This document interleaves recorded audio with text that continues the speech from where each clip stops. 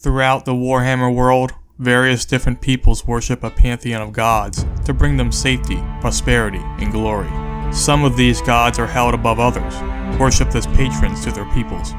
Sigmar Unbroken, the Heldenhammer, united several tribes in what would become the Empire, only to mysteriously vanish 50 years into his reign.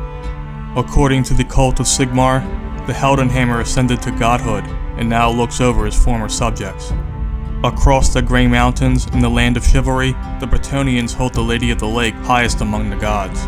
When Bretonia was divided and its enemies threatening to overrun its people, Gilles Le Breton, Duke of Bastogne, prayed for a miracle.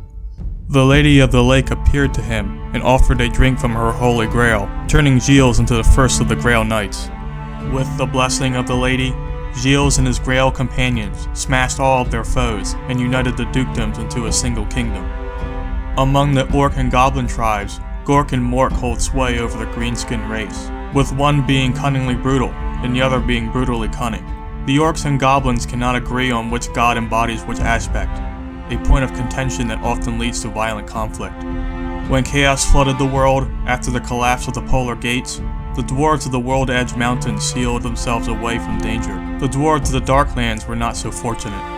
After enduring unthinkable hardship, the Darkland dwarves prayed for salvation, and Hashut, the chaos god of fire, greed, and tyranny, answered them. A pact was made between the chaos god and the dwarves, saving them, but turning them into agents of chaos, and forever binding them to the will of Hashut, the father of darkness. Thousands of years ago, the Great Maw crashed into the world, devouring the majority of the ogre race. The survivors, forced to flee west into the Mountains of Morn. With a mixture of fear, respect, and awe, the ogres now worship the Great Maw, who instills them with an insatiable hunger. The ogres now spend their days pillaging, fighting, and devouring anything or anyone they come across. In the Under Empire, the Skaven revere the Horned Rat, the embodiment of everything Skavendom aspires to be. The Horned Rat is a distant relative of the Chaos Gods, holding many traits of his cousins, including the resilience to pestilence, a desire for blood sacrifice, and is eternally scheming.